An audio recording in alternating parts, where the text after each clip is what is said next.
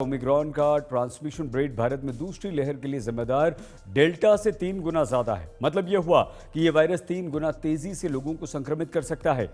Virus कब peak पर होगा और इसका खतरा कब तक टल सकता है, इस विषय पर मेदांता के चेयरमैन डॉक्टर नरेश त्रेहन ने विस्तार से हमें जानकारी दी। डॉक्टर त्रेहन ने हमें बताया, भारत में आई पिछली 2 लहरों से हमें सबक लेना चाहिए। पहली और दूसरी लहर के बीच में करीब 32 हफ्तों का फासला था। पहली लहर के बाद लोग ये मान चुके थे कि ये वायरस अब खत्म हो गया, लेकिन दूसरी लहर में ये ज़्यादा भयंकर होकर लौटा और इसीलिए आपको ये समझना चाहिए कि जब तक वायरस का खतरा पूरी तरह से नहीं टल जाता तब तक हमें चौकन्ना रहना पड़ेगा।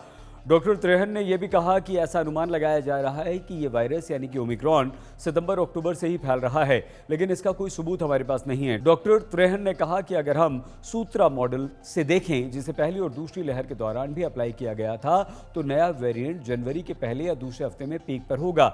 ऐसी भी पॉसिबिलिटीज़ हैं कि ये लहर फरवरी तक समाप्त भी हो जाएगी। हालांकि ये कितनी ऊपर जाएगी ये हमारे बिहेवियर पर डिपेंड करता है।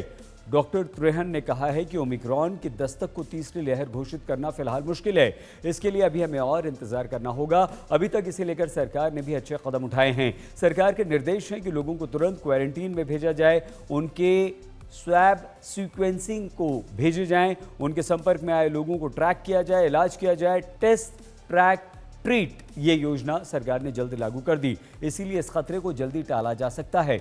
डॉक्टर त्रेहन कहते हैं कि भारत में कोरोना की मौजूदा स्थिति को देखते हुए व्यापक स्तर पर लॉकडाउन लगाने की जरूरत नहीं, लेकिन लोगों को बचने के बुनियादी तरीकों में ढील नहीं देनी चाहिए।